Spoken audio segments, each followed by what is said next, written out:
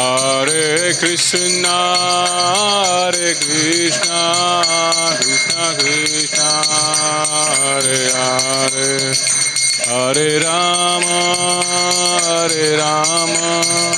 Rama Rama, Hare Hare.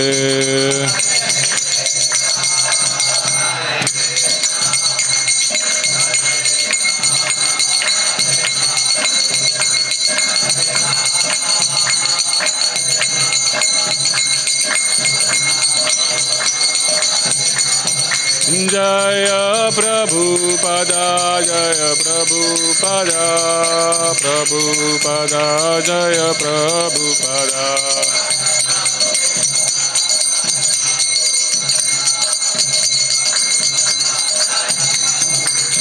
Nitya Gaura Hari Bol, Hari Bol, Hari Bol, Nitya Gaura Hari Bol.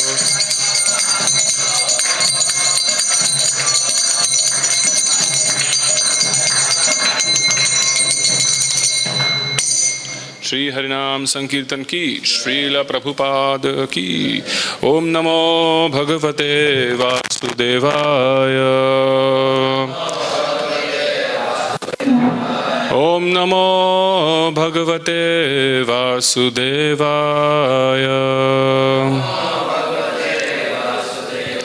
ओम नमो भगवते वासुदेवाय। नारायण नमस्कृत्यं नरं चैव नरोत्तमं, देवीं सरस्वतीं व्यासं ततो जयं मुदीरये। नष्टप्रायेषु भद्रेषु नित्यं भागवत सेवया, भगवती उत्तमा श्लोके भक्तिर्भवति नैष्टिकी। कृष्णाय वासुदेवाय देवकी नंदनाय च नंदगोपाकुमाराय गोविंदाय नमो नमः। आपका सबका स्वागत है प्रातःकालीन भागवतम कक्षा में। हम देख रहे हैं स्कंद 1 अध्याय 11 श्लोक क्रमांक 4 और 5। मतलब क्या सर 3 लिया था षड्भुज श्लोक में, 4-5 लिखा।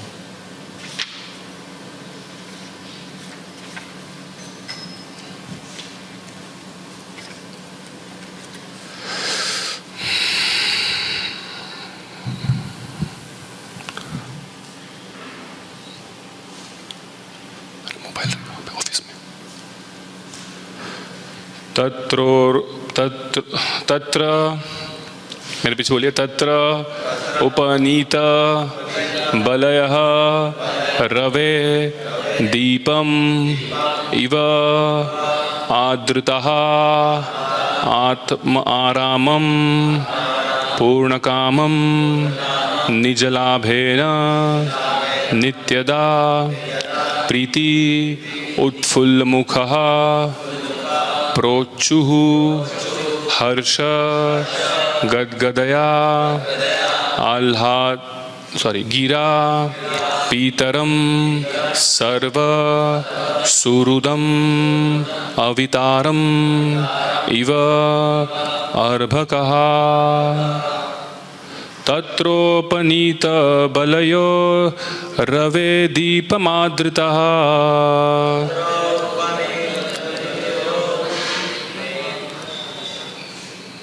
तत्रोपनीत बलयो रविर्दीपम आवदृतः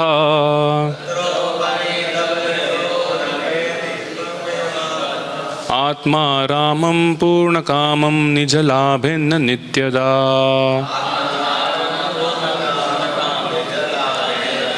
आत्मा रामं पूर्णकामं निजलाभेन नित्यदा। प्रत्युत्फुल्लमुखा प्रोचुर्हर्ष गदगदया गिरा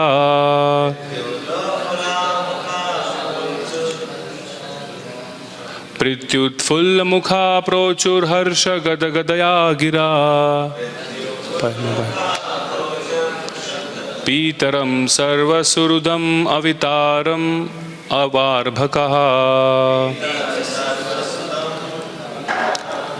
पीतरं सर्वसुहृदम् अवितारम् इव अर्भकः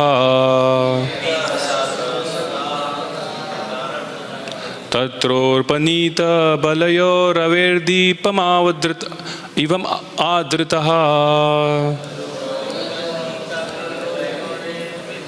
आत्मारामं पूर्णकामं निजलाभेन नित्यदा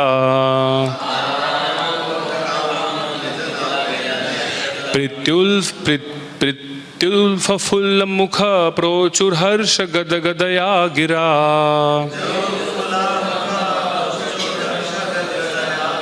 पीतरं सर्वसुहृदम् अवितारमिव अर्भकः तत्रोपनीत बलयोरविर्दीपम् इव आदृतः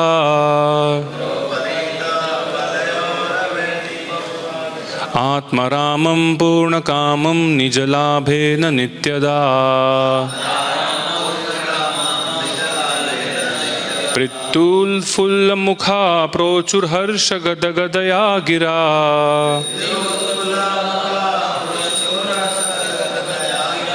पीतरं सर्वसुहृदम् इवतारम् इव आर्भकः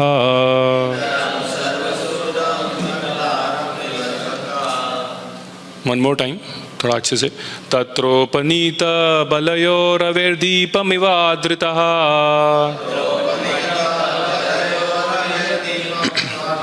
आत्मारामं पूर्णकामं निजलाभेन नित्यदा प्रत्युल्फुल्लमुखा प्रोचुर्हर्ष गदगदया गिरा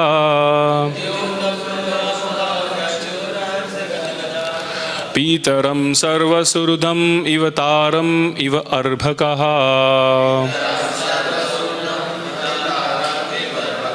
प्लीज रिसाइट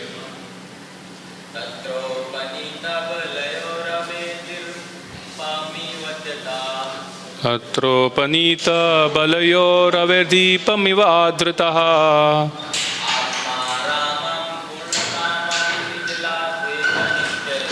आत्मारामं पूर्णकामं निजलाभेन नित्यदा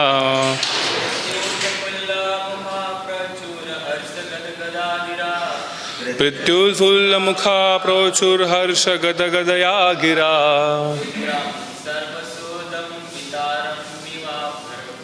पीतरं सर्वसुहृदम् इवतारमिव अर्भकः वन मोर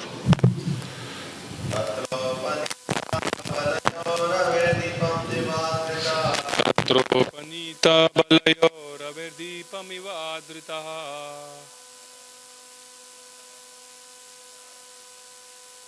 आत्मारामं पूर्णकामं निजलाभेन नित्यदा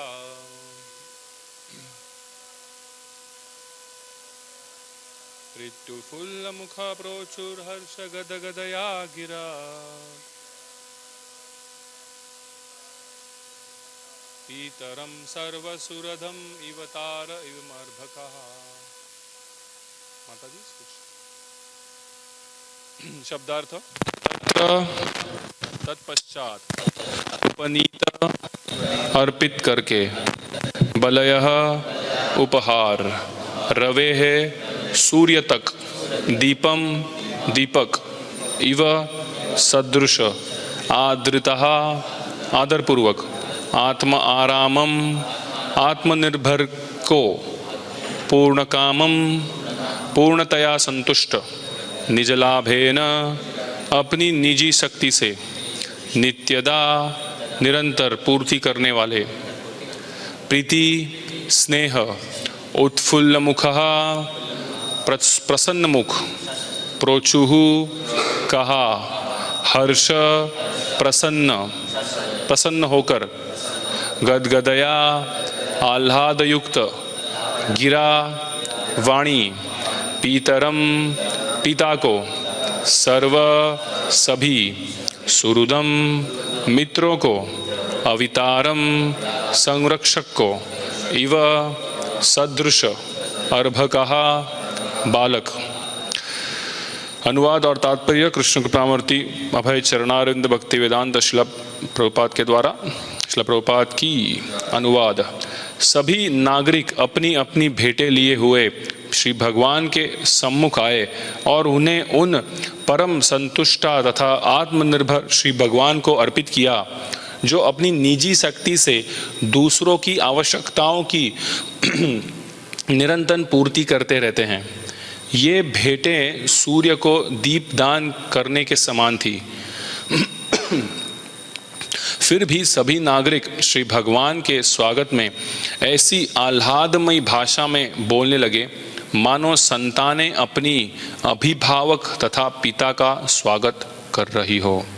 मेरे पीछे दोहराइए। सभी नागरिक अपनी अपनी भेंटें लिए हुए श्री भगवान के सम्मुख आए और उन्हें उन परम संतुष्टा तथा आत्मनिर्भर श्री भगवान को अर्पित किया, जो अपनी निजी शक्ति से दूसरों की आवश्यकताओं को निरंतर पूर्ति करते रहते हैं। ये भेंटें सूर्य को दीपदान करने के समान थी। फिर भी सभी नागरिक श्री भगवान के स्वागत में ऐसी आह्लादमयी भाषा में बोलने लगे मानो संतानें अपनी अभिभावक तथा पिता का स्वागत कर रही हो। तात्पर्य, परम भगवान को यहाँ पर आत्माराम कहा गया है। वे आत्मनिर्भर है और उन्हें अपने अलावा अन्यत्र सुख की खोज करने की आवश्यकता नहीं है। वे आत्मनिर्भर है क्योंकि उनका दिव्य अस्तित्व ही पूर्ण आनंदमय है। वे शाश्वत विद्यमान सत्य है। वे सर्वज्ञ चित्त है और सर्व आनंदमय आनंद है। अतएव उन्हें किसी भेंट की आवश्यकता नहीं है, चाहे वे कितनी भी मूल्यवान क्यों न हो। फिर भी वे सबके शुभ चिंतक है। अतएव यदि शुद्ध भक्तिमय सेवा में कोई उन्हें कुछ अर्पित करता है तो वे उसे स्वीकार कर लेते हैं। ऐसा नहीं कि उन्हें ऐसी वस्तुओं की आवश्यकता है, क्योंकि वस्तुएं स्वयं उनकी ही शक्ति द्वारा उत्पन्न की जाती है। यहाँ पर उपमा दी गई है कि श्री भगवान को भेंट की जाने वाली वस्तुएं सूर्यदेव की पूजा हेतु दीपमान जैसी है। जो भी वस्तु प्रज्वलित एवं प्रकाशमय होती है वह सूर्य की शक्ति का विस्तार है। तो भी सूर्यदेव की पूजा करने हेतु दीपदान आवश्यक है। सूर्य की पूजा करते समय पूजा करने वाले की कुछ न कुछ मांग होती है, लेकिन श्री भगवान की भक्ति करने पर दोनों ओर से कोई मांग किए जाने का प्रश्न ही नहीं उठता। यह तो श्री भगवान और भक्त के बीच शुद्ध प्रेम तथा स्नेह का प्रतीक है। श्री भगवान सभी जीवों के परम पिता है। अतः जो लोग श्री भगवान के साथ इस महत्वपूर्ण संबंध से अवगत है, वे पिता से पुत्र की तरह मांग कर सकते हैं और पिता भी बिना किसी शर्त के अपनी आज्ञाकारी पुत्रों की मांग पूरी करने में प्रसन्नता का अनुभव करता है। श्री भगवान कल्पवृक्ष के समान है और उनसे कोई भी व्यक्ति उनकी अहेतु की कृपा से कुछ भी प्राप्त कर सकता है। किंतु परम पिता होने के कारण श्री भगवान अपने शुद्ध भक्तों को कोई ऐसी वस्तु नहीं देते जो भक्ति के मार्ग में बाधक हो। जो लोग श्री भगवान की भक्ति में सेवा में लगे हैं, वे उनके दिव्य आकर्षण के द्वारा अनन्य भक्ति के पद तक उन्नति कर सकते हैं। ओम अज्ञानतिमिरान्धस्य ज्ञानाञ्जनशलाकया चक्षुरुन्मिलितं येन तस्मै श्री गुरुवे नमः। ज्ञानमनोभीष्टं स्थापितं येन भूतले स्वयं रूपा कदा मह्यं ददाति स्वपदान्तिकं।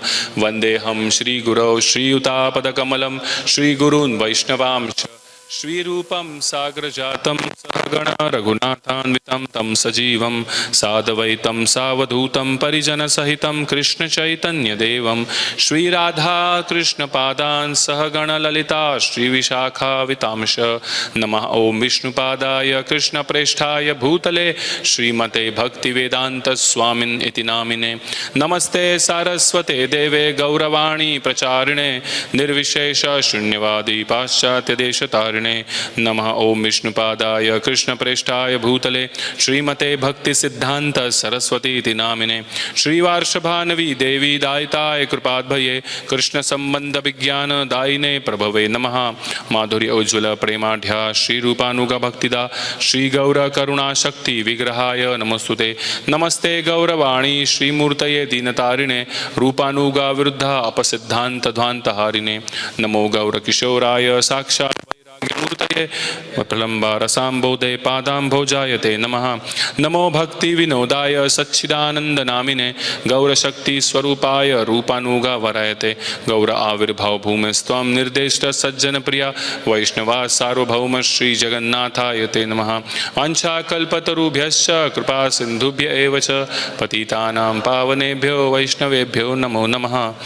महावदन्याय कृष्ण प्रेम प्रदायते कृष्णाय कृष्ण चैतन्य नामिने गौरतिषे नमः। पंचतत्वात्मकं कृष्णं भक्तरूपा स्वरूपकं भक्तावतारं भक्ताख्यं नमामि भक्तशक्तिकं। हे कृष्ण करुणा सिंधु दीनबंधु जगत्पते गोपेशा गोपिका कांत राधा कांता नमस्तुते। जयतां सुरतौ पंगोर्मंद मतिर्गति मत्सर्वस्व पादाम्भोजौ राधा मदन मोहनौ दिव्याद्वृन्दारण्य कल्पद्रुमादः श्रीमद्रत्नागार सिंहास्तनस्थौ श्रीमद् राधा श्रील गोविंद देवा प्रेष्ठालिभि सेव्यमानौ स्मरामि। श्रीमान रासरसारंभी वंशीवट ततस्थित कर्षन् वेणु सनिर्गोपिर्गोपीनाथाय श्रीयस्तु नः। तप्त कांचन गौरांगी राधे वृंदावनेश्वरी वृषभानुसुते देवी प्रणमामि हरिप्रिये। जय श्री कृष्ण चैतन्य प्रभु नित्यानंद श्री अद्वैत गदाधर श्रीवासादि गौर भक्त वृंदा। हरे कृष्णा कृष्णा कृष्णा हरे हरे हरे राम राम राम हरे हरे। हरे कृष्णा। तो इस अध्याय का शीर्षक है भगवान श्री कृष्ण का द्वारका में प्रवेश। भगवान ने हस्तिनापुर छोड़कर द्वारका में प्रवेश किया है। कुछ पहले श्लोक में हमने देखा भगवान ने शंख बजाया, वो शंख का विवरण आता है कैसा दिव्य है, और वो शंख भगवान के सब द्वारकावासियों के मन में आह्लाद उत्पन्न कर रहा है। तो आह्लाद उत्पन्न करने के कारण वो सब भगवान के भक्त थे या भगवान के पार्षद बोल सकते हैं। तो इधर देख रहे हैं वो क्या कर रहे हैं। भगवान जब भी हस्तिनापुर में द्वारका में प्रवेश कर रहे हैं तो उनके लिए क्या लेके गए, वो भेंट वस्तु लेके गए कि भगवान आ रहे तो उनके लिए कुछ अर्पण करने के लिए, है कि नहीं। तो बट यहाँ पे वर्णन आता है कि कैसा लगता है कि अगर हम भगवान को कुछ अर्पण कर रहे हैं तो इसका जो उदाहरण दिया गया है वो है कि एक साधारण दीप जलाना और वो सूर्य को अर्पण करने के समान है। यहाँ पे बताया गया है क्योंकि भगवान को यहाँ पे वर्ड यूज़ किया गया आत्मा राम। आत्मा राम, जैसे सेकंड चैप्टर ऑफ भगवद्गीता में अर्जुन पूछते हैं ना कि आत्मा राम के लक्षण क्या है, कौन है वो जो स्थितप्रज्ञ है, राइट। तो भगवान भी यहाँ पे क्या कहेंगे, आत्मा राम, क्योंकि कैसा है उनको, जैसे हम जीव है, हमारी जो चेतना है, हमारी जो बॉडी, हमको कोई तो चाहिए रहता है एंजॉय करने के लिए, कुछ वस्तु चाहिए रहता है एंजॉय करने के लिए, या कोई साथी चाहिए रहता है एंजॉय करना, रेसिप्रोकेशन चाहिए होता है। बट भगवान का वैसे नहीं है। भगवान की किसी चीज़ की ज़रूरत नहीं है खुश होने के लिए, क्योंकि ईशोपनिषद करके एक उपनिषद है जिसमें श्लोक आता है, ओम पूर्णमदा पूर्णमिदम, आगे क्या है, जिसमें बताया गया भगवान क्या है, कंप्लीट है, फुल। तो उनको और किसी चीज़ की ज़रूरत नहीं पड़ती, उनसे आने वाला हर चीज़ भी कंप्लीट है और वो भी खुद भी क्या है, कंप्लीट है। तो अगर भगवान को जैसे ब्रह्म विमोहन लीला हम देखते हैं, ठीक है नहीं, ब्रह्मा जी ने सोचा कि अगर मैं ग्वाल बालों को चुरा लूँगा तो भगवान फिर रोएंगे, सोचेंगे अरे मेरे, क्योंकि वो छोटे थे ना तभी, तो ब्रह्मा जी सोच रहे थे भगवान तो बच्चे हैं करके। तो तो उनको लगा कि अगर मैं ग्वाल वालों को चुरा लूँगा तो क्या होगा, भगवान रोना चालू करेंगे। बट भगवान ने क्या किया, भगवान ने खुद को ही क्या किया, एक्सपांड किया और वो ग्वाल वालों के साथ फिर पास टाइम उनका बाल लीला करने लगे, है कि नहीं। अगर मतलब वो हमारे केस में पॉसिबल नहीं है, भगवान कंप्लीट है, आत्माराम है, इसलिए क्या है वो खुद ही एक अपने ग्वाल वालों को ने खुद एक्सपांड हुए और उनके साथ आदान प्रदान कर रहे थे। वैसे ही हम तत्व जानते हैं, राधा रानी कौन है, राधा रानी कृष्ण की अंतरंगा शक्ति है, भगवान से प्रकट हुई है। तो भगवान को कुछ किसी की ज़रूरत नहीं, अगर कुछ एंजॉय करना है, कुछ आह्लाद लेना है तो भगवान उसी चीज़ को खुद ही क्या करते हैं, क्रिएट कर सकते हैं, हमको अलग से देने की ज़रूरत नहीं है। हाँ, बट हम भगवान के जैसे एक पिता और पुत्र का एग्जाम्पल आता है। पिता जो है अपने पुत्र को हमेशा क्या देता है, सोचता है कि अरे मेरा पुत्र को कुछ देना पड़ेगा, तो पॉकेट मनी देता है उसको एंजॉय करने के लिए, खुश करने के लिए। पुत्र जो है वो पॉकेट मनी से अपने लिए खुद खिलौने लाएगा, टॉफ़ी लाएगा, सब कुछ लाएगा, बराबर। बट वही हम पैसे से अगर लड़का जो है अपने पिता के लिए गिफ्ट लाता है कि नहीं, तो उसमें क्या है, पिता के प्रति उसका प्रेम दिखता है। पिता के पास पैसा नहीं है क्या गिफ्ट लेने के लिए, ऑलरेडी है, वो अपन खुद ही तो पैसे दे रहे हैं लड़के को। वो पैसे से खुद गिफ्ट खरीद सकते हैं खुद के लिए, खुद जो चाहिए चीज़ ले सकते हैं। बट यहाँ पे लड़का क्या कर रहा है, उसको जो चीज़ दिया गया उसमें से अपने पिता को कुछ ऑफर कर रहा है। तो इससे क्या होता है, आदान प्रदान बढ़ता है, प्रेम बढ़ता है, पिता बहुत खुश हो जाएंगे अपने पुत्र के प्रति। वैसे ही यहाँ पे हम, भगवान ने सब कुछ दिया हुआ है, फल फूल पानी सब कुछ भगवान का दिया हुआ है तो है। बट जब भी हम भगवान को अर्पण करते हैं तो उसमें क्या दिखता है, हमारा प्रेम दिखता है। पत्रम पुष्पम फलम त्वं यो में भक्त्या प्रयच्छति। भगवान को भक्ति चाहिए, भगवान को कोई ये चीज़ों की ज़रूरत नहीं है, वो आत्माराम है, कंप्लीट है, तो उन्हें ये सब चीज़ों की ज़रूरत नहीं पड़ती, है कि नहीं। तो अगर प्रेम नहीं है, भगवान के प्रति प्रेम नहीं है, तो फिर क्या होगा, एक फॉर्मेलिटी जैसा हो जाएगा। जैसे हम अभी भोग लग रहा है भगवान को, अन्न प्रसाद भोग अर्पण किया जा रहा है, अगर पुजारी प्रेम से नहीं लगाएंगे तो क्या है, वो एक फॉर्मेलिटी हो जाएगा। हाँ ठीक है, 8 बज गया, भोग लगाना, चलो बना दिया, लगा दिया। नहीं, पुजारी को अपने भगवान के प्रति कैसा प्रेम चाहिए। जैसे कृष्ण और बलराम एक बार ग्वाल बालों के साथ खेल रहे थे, गोचारण लीला कर रहे थे, तो उन्होंने तभी टिफ़िन लेके नहीं गए थे, जानबूझकर, लीला है ये। तो फिर भगवान को भूख लगी, तो भगवान ने अपने ग्वाल बालों को बोला, जाओ पास ही में ब्राह्मण जो है वो यज्ञ कर रहे हैं, उनके पास जाके क्या करके आओ, बोलो मत कृष्ण आए हैं करके, वो कृष्ण का नाम लोगे तो बोलेंगे, बोलो बलराम जी आए हैं, क्योंकि वो क्षत्रिय है, बलराम जी है, उनको भूख लगी, आप कुछ दो।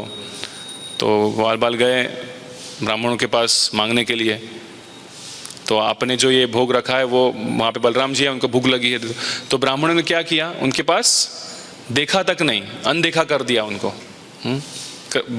बोलते हुए ग्वाल बालों इतना प्रेम में थे कि वो सिर्फ बलराम बोल ही नहीं पाए, उनके मुंह से निकला कृष्ण बलराम आए हैं, उनके लिए खाने के लिए चाहिए, लेकिन तो भी ब्राह्मण क्या थे, उन्होंने अनदेखा कर लिया, सुना ही नहीं उनको, और अपने ही कार्य में लगे, स्वाहा स्वाहा कर रहे हैं और यज्ञ कर रहे हैं। जिसके लिए यज्ञ किया जा रहा है वो साक्षात मौजूद है, और वो भूल गए कि उसको देना जरूरी है, यज्ञ कर रहे हैं। तो ग्वाल बाल वापस जाते हैं कृष्ण के पास और बोलते हैं कि अरे ब्राह्मण ने कुछ दिया ही नहीं हमको। क्यों नहीं दिया, बिकॉज हृदय में प्रेम नहीं है, प्रेम नहीं है। फिर वो बोलते हैं ठीक है, अभी एक काम करो, आप जाओ किसके पास, उनके पत्नियों के पास जाओ और उनको बोलो कि क्या, बोलो कृष्ण बलराम आए हैं, उनको इतना ही बोलो कृष्ण बलराम है, भूख लगी भी बोलने की जरूरत नहीं, कृष्ण बलराम आए हैं। तो जैसे वो ब्राह्मण पत्नियों के पास जाते हैं, बोलते हैं कि कृष्ण बलराम आए हुए हैं, तो एकदम वो व्याकुल हो जाती है, अरे कृष्ण बलराम आए हैं, हमें कुछ तो देना चाहिए। तो एक नेचुरल अफेक्शन है परम पिता परम माता के प्रति कि हम कुछ उनको अर्पण करें, है कि नहीं। अर्पण करने की हमारी हैसियत नहीं है, बट वो एक अफेक्शन होता है, नेचुरल प्यार है, लव है।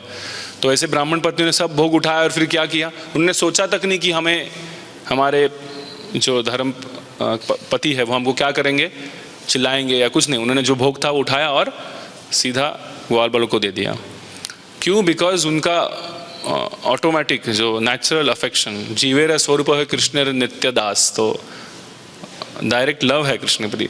हमारे हमारे हृदय में भी है, लेकिन वो कैसा है, सुप्त रूप में है कि नहीं। सुप्त, सुप्त मतलब क्या है, सोया हुआ है।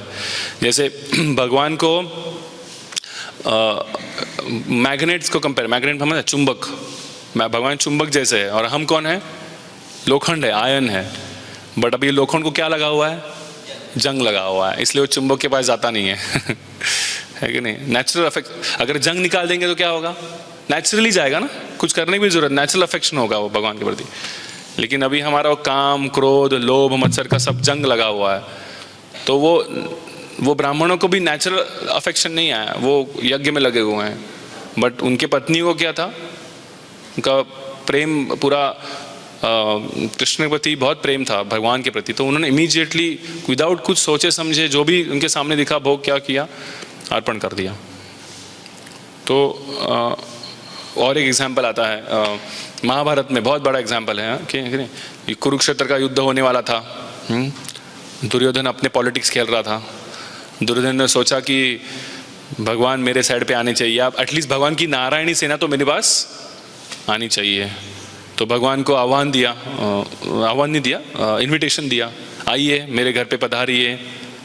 वो गए थे किसके लिए, आई थिंक वो गए थे शांति का संदेश देने के लिए, ऐसा कुछ था। और फिर दुर्योधन जो है वो भगवान को इनविटेशन देते हैं, किसके लिए, आओ मेरे घर पे मैंने क्या किया है, आपके लिए 56 भोग रखा है, सब अच्छे अच्छे व्यंजन बनाए हैं, आप लेने का। भगवान ने कहा मैं भूखा ही नहीं हूँ, है कि नहीं, क्योंकि भगवान को अगर व्यंजन खाने हैं 56, क्या वो 56,000 56 लाख बना के खा लेंगे, खुद ही बना के। बट उन्होंने क्या देखा, दुर्योधन के बुलाने के पीछे का इंटेंशन देख लिया कि ये प्रेम के प्रति मुझे बुला नहीं रहा है, इसका कुछ कपटी चाल है कि मुझे बुला के मेरे से कुछ मांगना चाहता है कि नहीं। तो फिर भगवान गए नहीं, और उधर भगवान किधर गए, फिर भगवान ने सोचा कि चलो मेरे भक्त के पास जाते हैं, भक्त के घर में जाते हैं। तो किधर गए, विदुर के घर पे गए। मतलब विदुर तो थे नहीं वहाँ पे घर में। जय श्री श्री राधा माधव की, श्री श्री जगन्नाथ बलदेव सुभद्रा मैया की, श्री श्री गौर निताय की। विदुर तो घर पे थे नहीं, तो क्या हुआ फिर, विदुरानी थी, उनकी धर्मपत्नी थी।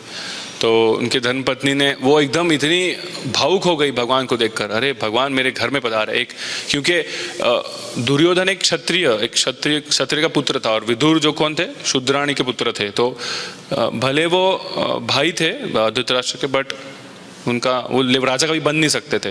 तो विदुराणी ने सोचा, अरे हमारे घर पे भगवान पधारे हैं। तो एकदम वो भावुक हो गई, बहुत एक्साइट हो गई, और क्या भी दूँ भगवान को, ऐसा हो रहा है। इमीडिएटली नेचुरल अफेक्शन आया, देखा तो केला दिख रहा है, केला उठा लिया।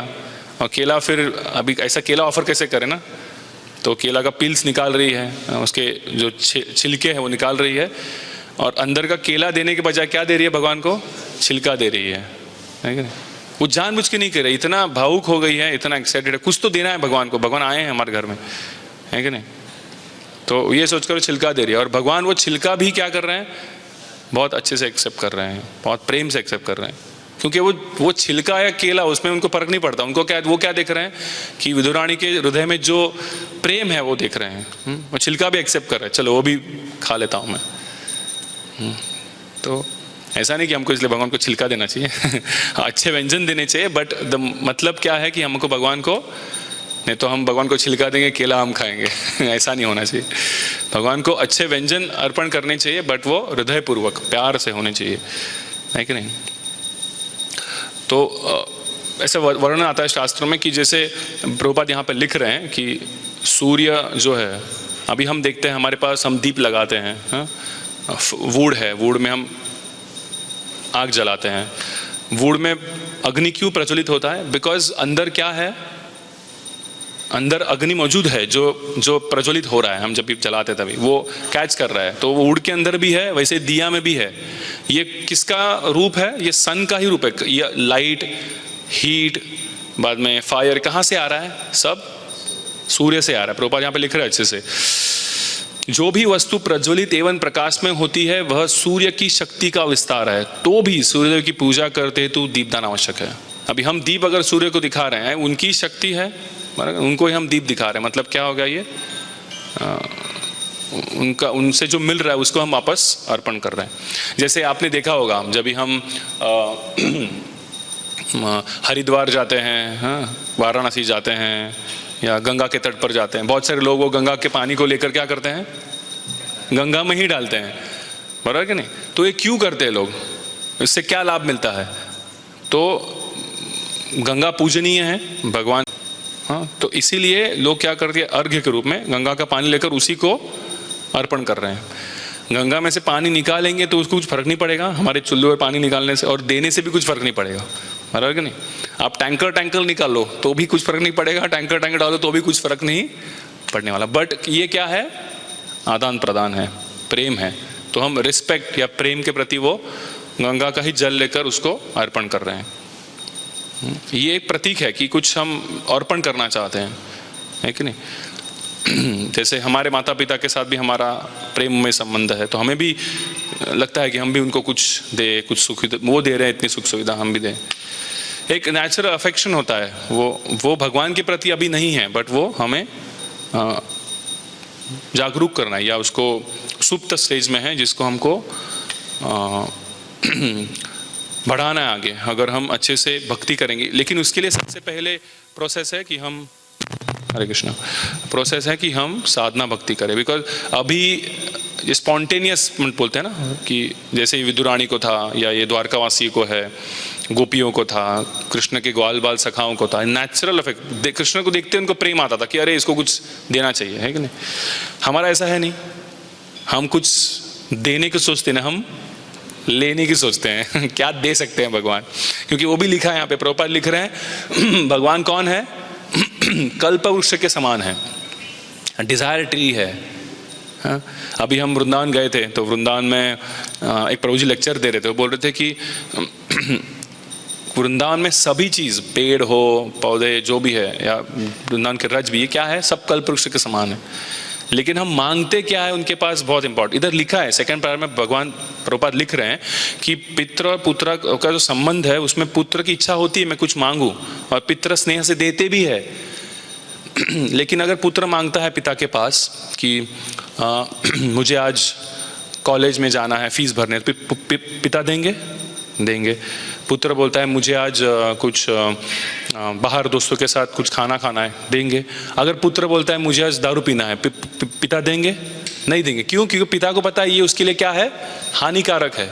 तो वैसे ही प्रभुपाद लिख रहे हैं कि जब भी भगवान के पास हम कुछ चीज़ मांगते हैं, भगवान देंगे ज़रूर, लेकिन वो कैसी होनी चाहिए, हमारे लिए स्पिरिचुअली पूरक होनी चाहिए।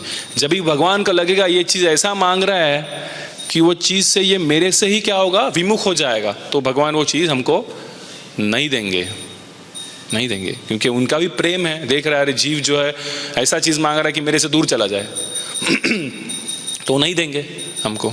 और प्रभुपाद यहाँ पे लिख रहे हैं कि अब शुद्ध भक्त कोई भी ऐसे नहीं देते जो भक्ति के मार्ग में बाधक हो। हमें मांगनी भी नहीं चाहिए। अगर हम इस भक्ति मार्ग पर है, साधना भक्ति कर रहे हैं, अभी जो शुद्ध भक्त है वो कभी मांगते भी नहीं हैं। जैसे कुंती महारानी देखो, भीष्म पितामह देखो, इनके हम प्रयास ऑलरेडी देख लिए हैं इसके पहले। अर्जुन देखो, इन्होंने कभी कुछ मटेरियल की चीज़ मांगे नहीं है, बराबर कि नहीं? उल्टा तो कुंती महारानी कहती है क्या है, मुझे और दुख दो ताकि क्या हो, मैं आपके साथ रह सकूं या आपका मुझे चिंतन हो सके, बराबर कि नहीं? भीष्म पितामह कहते हैं कि आपका दर्शन, मैं शरीर छोड़ रहा हूं, मेरे को एक ही इच्छा है कि आपका दर्शन मैं हो, इसलिए भगवान आप पे आए। तो ये क्या है, जो शुद्ध भक्त है वो कभी चीज़ मांगते नहीं है जो उनको, क्योंकि मटेरियल डिज़ायर है ही नहीं तो कैसे चीज़ मांगेंगे। बट हमारे अभी भी मटेरियल डिज़ायर्स हैं, वो आयरन को, लोखंड को जंग लगा हुआ है, रस्ट लगा हुआ, तो क्या है अभी भी वो सुप्त इच्छाएं हैं, तो उससे हमारी इच्छा होती है मांगने की। बट हमें याद रखना चाहिए, ये हम परपट पढ़ते हैं, भागवत हम पढ़ते हैं, हमें कि इच्छा ऐसी होनी चाहिए कि भगवान के पास हम क्या मांगे, कि कुछ हमें स्पिरिचुअल बेनिफिट दो, कि कुछ हमारी चेतना में सुधार आए, हमारा आपके प्रति। कुंती महारानी का श्लोक है ना, जिसे गंगा जो है सागर में क्या करती है, जाती है ना, मिलती है, ऑटोमेटिकली जाती है कि नहीं सागर में आके। वैसे हम, मेरा चित्त जो है वो क्या हो, आपकी चरणों में जाए। कुंती महारानी का श्लोक है फर्स्ट कैंटो के 8वें अध्याय में, I don't recollect the exact shloka, but उसका मीन हाँ 42। तो क्या है, गंगा जैसी बहती है सागर की तरफ, वैसे मेरी मति क्या हो, आपकी तरफ चली जाए। अभी हमारी मति किधर जाती है, दूसरी तरफ जाती है कि नहीं, कृष्ण से विमुख होकर जाती है, अलग अलग चीज़ों में जाती है, गाड़ी बंगला पैसा या जो भी है, सब चीज़ों से अफेक्ट होती है, वो ना जाए आपकी तरफ मेरी मति जाए। ऐसे ही कुंती महारानी प्रयास कर रही है। ऑल्दो कुंती महारानी की प्रयास कुछ, उनकी मति किधर नहीं जा रही है, बट वो क्या कर रही है, हमको सिखा रही है हमारे प्रयास कैसे होने चाहिए। तो वैसे हमारे विचार होने चाहिए, वैसे हमारे इच्छाएं होनी चाहिए भगवान के प्रति। भगवान देख रहे हैं हम क्या मांग रहे हैं भगवान से। अगर हम भगवान से अनन्य भक्ति मांगते हैं तो ज़रूर देंगे, बिकॉज वो कल्पवृक्ष है, क्यों नहीं देंगे हमको। बट अगर हम ऐसी चीज़ मांगते हैं कि जिससे हम भक्ति छोड़ देंगे या भक्ति से हमारा मन उब जाएगा, तो फिर भगवान वो चीज़ हमें कभी नहीं देंगे। जैसे मैंने एक पिता अपने पुत्र की इच्छा, सब इच्छाएं पूरी नहीं करता, जो अच्छी है समझता है उनको ही करते हैं। तो इसलिए प्रभुपाद यहाँ पे लिख रहे हैं कि भगवान सभी जीवों के परम पिता है। क्या श्लोक है परम पिता का? वेयर इज इट इन परम पिता भगवान? सर्वस्य चाहम हृदि सन्निविष्टो मत्तर स्मृति ज्ञानम अपोहनम च। ओके, वो भी एक भगवान इस श्लोक में कह रहे हैं कि ये सब जो इंटेलिजेंस है, ये कहाँ से आ रहा है? मेरे से आ रहा है, मेरे से इंटेलिजेंस आपको आ रहा है। तो ये भगवान हमको क्या दे रहे हैं? शक्ति दे रहे हैं कि हम भगवान के बारे में मांगने की भी शक्ति दे रहे हैं। हमको इच्छा हो रही है, लेकिन भगवान हमको ये बढ़ते हैं तो हमको समझ नहीं ये चीज़ नहीं मांगना चाहिए, वो ये इंटेलिजेंस कहाँ से आ रहा है? भगवान से आ रहा है। भगवान 10वें अध्याय में भगवान कहते हैं कि जो आदमी का जो ये है क्या डाइजेशन पावर, वो भी मैं कहूँ, फायर कौन हूँ? मैं हूँ, और जठराग्नि भी मैं हूँ। तो भगवान खाना तो हमको दे रहे हैं, अनाज दे रहे हैं, बराबर है, वो खाने की एबिलिटी भी दे रहा है, और खाना पचाने की भी क्या है शक्ति कौन दे रहा है? भगवान दे रहे हैं। तो ऐसा देखा जाए तो हम क्या है, कंप्लीटली भगवान के ऊपर निर्भर है, कंप्लीटली डिपेंडेंट है। बट हम इंडिपेंडेंट होना चाहते हैं, है कि नहीं? कि कितना आयरनी बोलते हैं, आयरनी मतलब उल्टा है। देखो, हम एक्चुअली है कौन? इंडिपेंडेंट, हम डिपेंडेंट है, बट हम इंडिपेंडेंट होना चाहते हैं। उधर दूसरी तरफ भगवान कौन है? भगवान खुद स्वराट है। स्वराट मीन्स इंडिपेंडेंट। बट भगवान कहते हैं, जब भी दुर्वासा मुनि का पास टाइम आता है, दुर्वासा मुनि भागते हैं उनके पीछे, सुदर्शन चक्र जाता है, बिकॉज उन्होंने किसका अपमान किया होता है? अम्बरीश महाराज का अपमान किया होता है। तो सुदर्शन चक्र जाता है भगवान दुर्वासा मुनि के पीछे। दुर्वासा मुनि सब जगह पे जाते हैं, ब्रह्मा जी के पास जाते हैं, शिव जी के पास जाते हैं, विष्णु के पास भी जाते हैं। विष्णु क्या बोलते हैं? मैं नहीं बचा पाऊंगा, वो मेरा भक्त बचा पाएगा। क्यों? वो श्लोक बोलते हैं, बहुत फेमस श्लोक है कि अहम भक्त पराधीनो ही अस्वतंत्र दिजा साधुभिर ग्रस्त हृदयो भक्तेर भक्त जनप्रिया।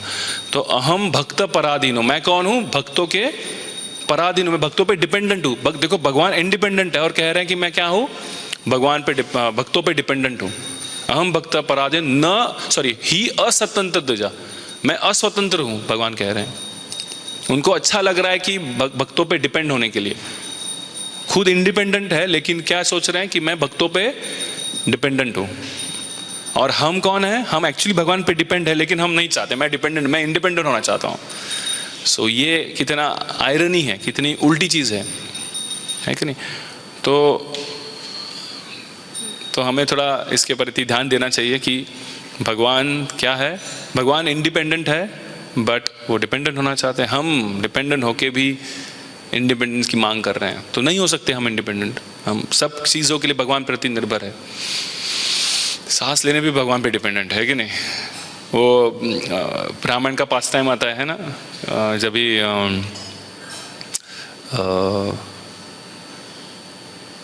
हनुमान जी जंप करते हैं सूर्य की ओर, फिर इंद्र वज्र का प्रहार करते हैं, फिर गुस्सा होकर क्या करते? वायुदेव क्या है? पूरा हवा खींच लेते हैं। तो वायुदेव कौन है? वायुदेव भी भगवान के एक सेवक है, या उनके लिए सेवा कर रहे हैं, वायु का कंट्रोल कर रहे हैं, बराबर कि नहीं? तो अगर ये सब चीज़ें हमको प्रधान किसने, भगवान कहते हैं 10वें अध्याय में, अहम धारयामि अहम ओजस। क्या धारण कर रहे हैं वो? ये जो ग्रह है, ग्रह तारे, वो भी मैं क्या कर रहा हूँ, मैंने पकड़े हो, इसलिए वो सब क्या है, ऑर्बिट में घूम रहे। छोड़ो, भगवान ने छोड़ दिया तो क्या हो जाएगा? हम ये धरती पर खड़े, वो भी गिर जाएंगे हम, है कि नहीं? तो मतलब भगवान हर चीज़ को कंट्रोल किए हुए हैं हमारे लिए, कि मेरा एक जीव, मेरा एक पुत्र या पुत्री जो भी है, मेरे चिल्ड्रन खोए हुए, विमुख हुए हैं मेरे से, लेकिन हम विमुख है, लेकिन भगवान हमारे बारे में सोचना नहीं छोड़ रहे हैं, है कि नहीं? ऐसे कितने संसार में लोग हैं जो भगवान का अस्तित्व ही मानते नहीं हैं, है कि नहीं? आज इसका संख्या बढ़ते जा रहा है दिन भर दिन, हाँ, अस्तित्व न मानने वाले लोगों का। लेकिन उनके लिए भी तो भगवान सब दे रहे हैं, उनके लिए भी ऑक्सीजन मौजूद है, उनके लिए पानी मौजूद है, खाना मौजूद है, सब कुछ है कि नहीं? बट उसका उनको क्या है, उसकी ग्रैटिट्यूड नहीं है उनको, कि अरे हमको कौन दे रहा है, कौन, वो जानने का इनको इच्छा ही नहीं है। तो भगवान ये हमको बताना चाहते हैं कि देखो, ये सब कुछ मैंने किया हुआ, आप सब यूज़ कर रहे हो। जैसे अभी हम मिनरल वाटर का बॉटल पानी पीते हैं, पानी का हम लोग को पैसा देते हैं, बराबर कि नहीं? कुछ समय पहले नहीं था, अभी चालू हो गया, थोड़े दिन में ऑक्सीजन का बॉटल मिलने लगेगा। अब ऑक्सीजन फ्री में है ना, हम कुछ उसके लिए पैसा देते हैं? इस सन का जो लाइट है उसके लिए कुछ पैसा देते हैं? कुछ नहीं देते, सब फ्री में मिल रहा है हमको। किसने अरेंज किया है ये? तो ये सब हम किसी पे, भगवान पे निर्भर है, लेकिन इस चीज़ों के लिए। वैसे भगवान इसलिए बताते हैं कि इवन द जठराग्नि, वो मैं हूँ, मैं आपका जो डाइजेशन पावर भी मैं हूँ। तो इसलिए इधर बहुत अच्छे से वर्णन आया है। प्रभुपाद कहते हैं कि ये सब जो द्वारकावासी है या भगवान के पार्षद है, इनका भगवान के प्रति नेचुरल अफेक्शन है, और हमें ये नेचुरल अफेक्शन क्या करना है, डेवलप करना है। कि हम भी एक समय ऐसा आए कि हम भगवान को बहुत प्रेम पूर्वक, हमारी कुछ इच्छा ही ना रहे, प्रेम पूर्वक सब चीज़ें अर्पण करें। लेकिन उसके लिए प्रभुपाद का हमें अभी जो है ये स्तर पर हमें साधना भक्ति अच्छे से फॉलो करनी। प्रभुपाद ने जो दिए हुए इंस्ट्रक्शन अच्छे से फॉलो हो, जब अच्छे से हो, किताब का अध्ययन, इसका समझेगा कि ऐसा करना है, जब किताब का अध्ययन होगा तभी, ठीक है। इसलिए साधना भक्ति कर कर आदौ श्रद्धा तथा साधु संगत तथा भजन क्रिया, और फिर अनर्थ निवृत्ति होगी। अनर्थ निवृत्ति होगी तभी फिर वो जंग निकल जाएगा, तभी आयरन फिर क्या है, ऑटोमेटिकली चुंबक के पास अट्रैक्ट होगा। तो ऐसे थोड़ा हम प्रयास कर सकते हैं, जल्दी से जल्दी ये जंग निकल जाए हमारे हृदय से। भगवान को प्रार्थना कर सकते हैं और हमारा जीवन सार्थक कर सकते हैं। हरे कृष्णा। किसी का कोई प्रश्न?